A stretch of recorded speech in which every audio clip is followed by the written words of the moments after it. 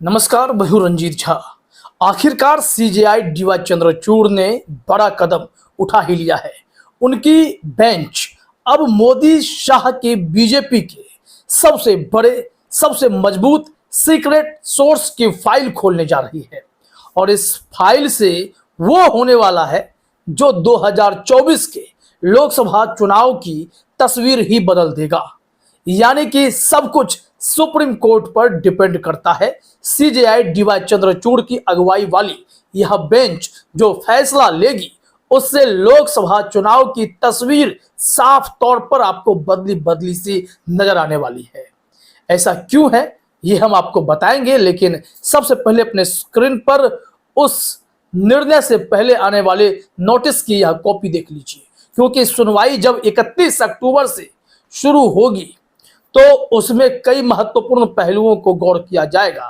प्रशांत भूषण जैसे लोग इस केस में बहुत महत्वपूर्ण भूमिका निभा रहे हैं, वो एडीआर की तरफ से पेश होंगे।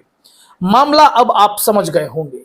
जिस सीक्रेट सोर्स वाली फाइल की हम बात कर रहे हैं, दरअसल यह मामला पूरी तरीके से गुप्त पैसे से जुड़ा हुआ है कि किसी पार्टी को गुप्त पैसा इलेक्टोरल बॉन्ड के जरिए मिलता है और उसमें नाम नहीं पता चल पाता कि यह पैसा कौन दे रहा है और इतनी मात्रा में किसी खास पार्टी को ही क्यों मिल जा रहा है। इसको लेकर अब सुप्रीम कोर्ट में जब मामले पहुंचाए गए, चुनौती दी गई, तो सुप्रीम कोर्ट ने कहा था कि हम इसे सुनेंगे, यह सीरियस मैटर है।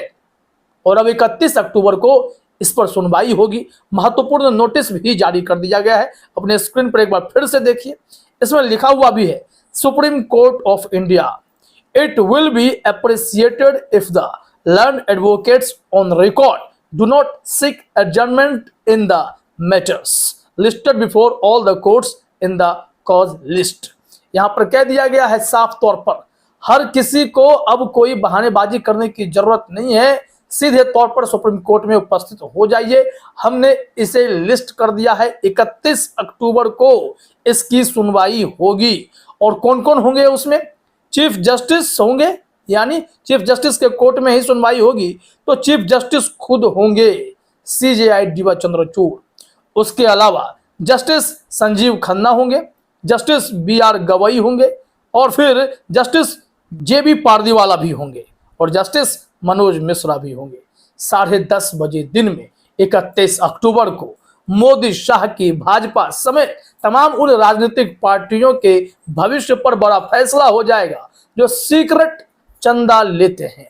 इलेक्टोरल बॉन्ड के जरिए उन्हें खूब बेनामी चंदे मिलते हैं, लेकिन आश्चर्य आपको इसलिए होगा कि यह बेनामी चंदा किसी खास पार्टी को 10 गुना अधिक मिलता है, बाकी पार्टी के पास बहुत कम आता है। और जिसे सबसे ज्यादा मिलता है वो कोई और नहीं है, मोदी शाह की भारतीय जनता पार्टी है। और यह चंदा चुनाव जीतने में कितना काम आता है और यही पार्टी फंड में जो पैसा होता है, जो बनी बनाई सरकारों को गिराने के भी काम आता है, वो सारी चीजें अब सुप्रीम कोर्ट देखते हुए कोई ठोस फैसला लेगा। आप जानते हैं कि देश भर में कितनी सरकारें अस्थिर कर दी गई, कितने विधायकों के खरीद फरोख्त के गंभीर आरोप लगे, हॉर्स ट्रेडिंग किए गए, ऑपरेशन लोटस चलाया जाता है। ये सब पैसे के दम पर होता है और ये सब पैसा आता कहां से है? इलेक्टोरल बॉन्ड से।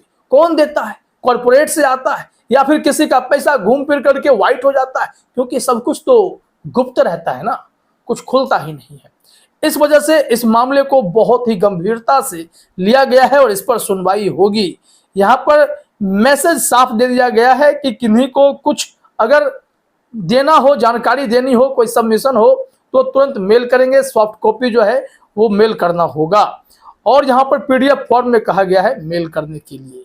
सुनवाई तो होगी और जब यह फाइल खुलेगी तो जानिए कि मामला कितना दिलचस्प होगा, हर किसी की नजर होगी। 2024 लोकसभा चुनाव से पहले अगर सीजेआई डीवाई चंद्रचूड़ की बेंच इस पर कोई फैसला कर देती है तो आप समझ जाइए कि मोदी सत्ता की नींव डगमगा उठेगी, क्योंकि वो सोर्स पर ही सबसे बड़ा ब्रेक लगेगा, बहुत बड़ा हथौड़ा सुप्रीम कोर्ट का चल जाएगा उस पर। खैर, इस मामले में आपको हम जरा बता देते हैं कि वास्तविक स्थिति है क्या, जो बीजेपी के लिए यह सबसे बड़ा झटका साबित होने जा रहा है। क्योंकि जो इलेक्ट्रल बॉन्ड है उससे बीजेपी को जो फायदा मिलता है वो किसी और को नहीं मिलता। देखिए जरा अपने स्क्रीन पर अमर उजाला की रिपोर्ट है हमारे पास।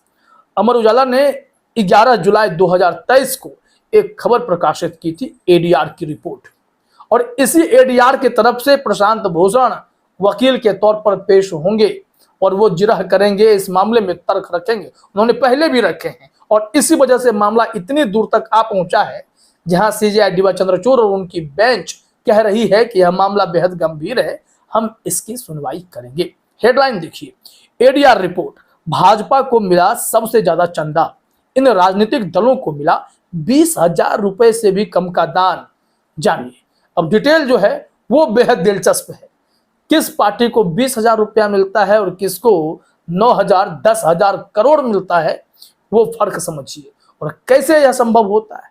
क्या बीजेपी को यह पता होता है कि इलेक्ट्रल बॉन्ड के जरिए उन्हें पैसा कौन देगा? अगर वो नहीं देगा, वो किसी और को देगा तो मुसीबत खड़ी हो जाएगी।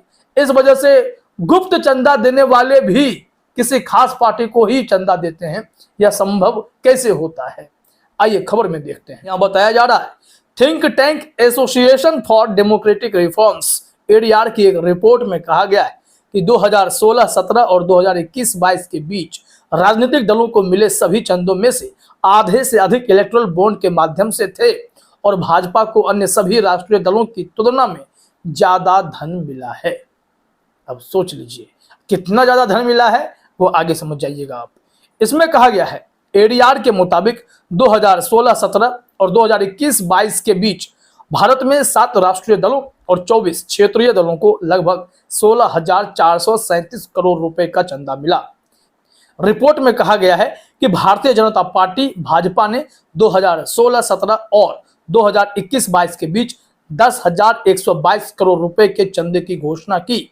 इसके बाद कांग्रेस 1547.43 करोड़ रुपए और तृणमूल कांग्रेस 823.3 करोड़ रुपए का स्थान रहा है।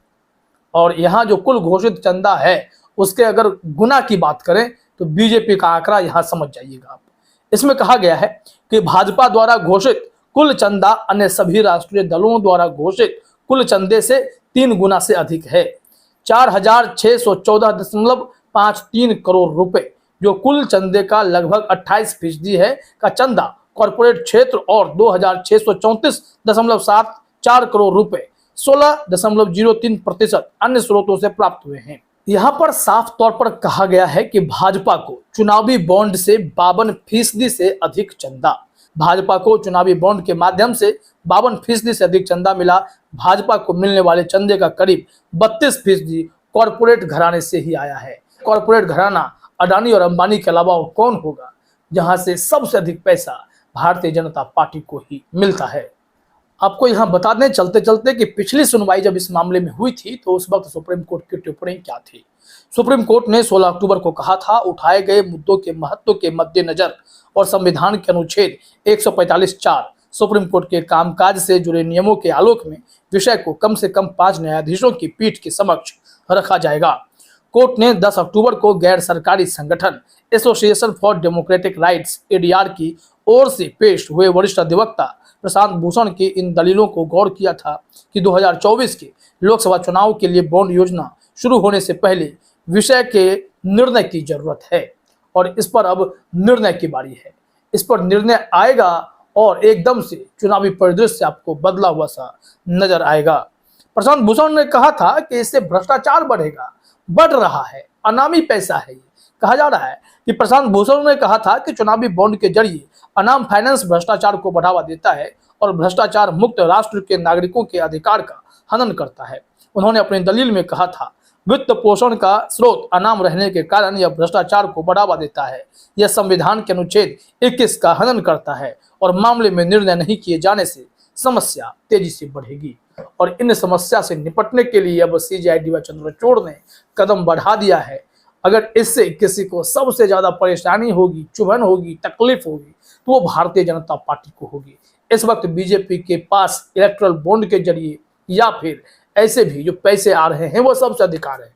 32% तो कॉर्पोरेट घराना उन्हें पैसा दे देता है और इसमें जो बेनामी पैसा है वो किसका है, ये राज खुलने चाहिए। ठीक उसी तरीके से कि अडानी के एफपीआई में 20,000 करोड़ किसके हैं, वो भी राज खुल जाने चाहिए। देखिए क्या होता है, सुप्रीम कोर्ट पर सबकी निगाहें टिकी हुई हैं। फिलहाल इस वीडियो में इतना ही। आप सभी का हमसे जुड़ने के लिए बहुत बहुत धन्यवाद।